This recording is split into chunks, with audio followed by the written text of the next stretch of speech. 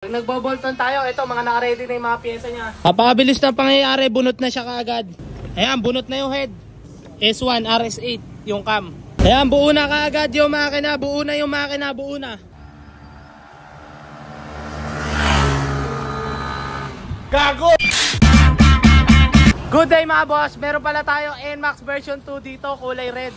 Ayan, ang gagawin dito sa NMAX version 2 na to ay ibo-bolt on. Papalitan din siya ng valve spring bale. Ayan, kinakalas na nila ngayon. Ayan, shoutout pala sa mga sticker ni boss. Ayan, Team K-Works. Ayan, ang gumagawa na ito si Justin uli.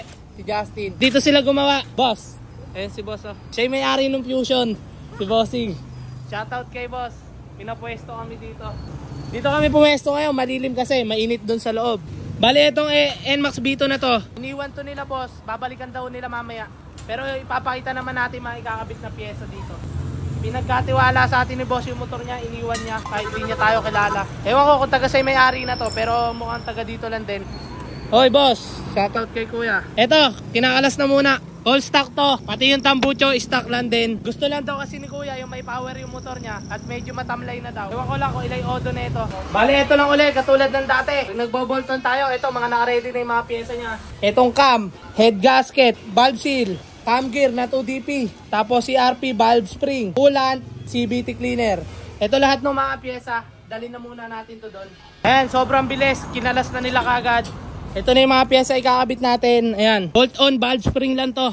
Ito na, baklas na, baklas. 23,000 na yung odo niya. Bata pa rin na may motor. Ito yung susi, iniwan sa atin ni kuya, pinagkatiwala sa atin. Baklasin at patulinin. Pangalawang video na rin ngayong araw. Pangalawang vlog na. Ito, kasi kanina yung click. Ito naman ngayon. Sobrang bilis lang mag-bolt on dito. Halos isang oras lang mahigit pag naisalpak. Okay na. Basta kompleto yung gamit ka agad, salpakan na rin. Kasi kabisado na ni Jasper kumalas. Basic na lang kay Jasper. Stock 5 lang to kasi mapapagalitan daw si kuya sa kanila. Ayan, yung may-ari nito. Babalikan na daw ito mamaya. Napakabilis na pangyayari, bunot na siya kaagad. Ito na yung head niya uli. NMAX B2 to ah. Salpakan na rin kaagad. Ito yung head niya. Ayan, bunot na yung head. Ay cam, stock. Valve spring, stock din. Nahugot na yung cam. Ito yung luma. Stock cam. S1, RS8, yung cam. CRP valve seal na kinabit natin dyan. Ano to? Salpakan na kaagad. Salpakan na, wala pang 30 minutes. Ito na yung cam na pinaglumaan. Ito, yung stock cam, stock valve string, ito na rin. Tapos itong cam gear, ito na rin. Yung valve seal, ito na rin. Ayan na lahat. Tapos ito yung mga kinabit. Ayan. CRP yan. CRP yung valve string. Tapos RS8 yung cam. Tapos valve seal. On build na. Balikan na uli yung mga pyesa na ito. Ayan, kinakabit na uli yung pipe. Kabit na lahat. Tapos ito, tune up na lang. Tune up gaming. Ayan, kinakabit na rin ni Jasper yung pipe. Tapos ayan yung tune up niya. Pagkatapos na ito, testing. Testing to. Ayan, buo na kaagad yung makina. Buo na yung makina. Buo na. Ayan na siya. It's already done. Tapos na. Nigpitan na lang. Tapos salin coolant. Gawa na to. Tapos na lahat. Ito yung panggilid. Ang tatak ng panggilid ni Bossing ay Pete's bike. Ito mukhang bago lang din. Tapos titignan yung mga spring, i-check, pati yung bola. Titimbangin para maitono. Kabit natin, CRP na clutch spring uli, 1.5. CRP, palit bago. Start check na to, start check na. Ayan, naka-bolt on yan, pero parang stock lang. Mambubutol daw kasi si kuya, mambubutol siya. Ikakarera niya ata to. Ayan yung panggilid.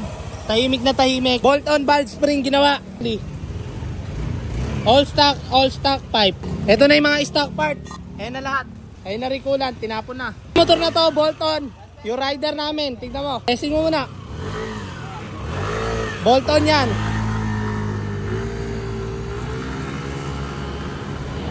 Eh, yung driver yung kargado, babalik agad oh.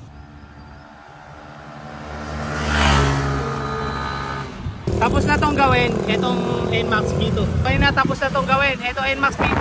Testing na lang to. Di makapag-testing dito, napakarami dumadaan.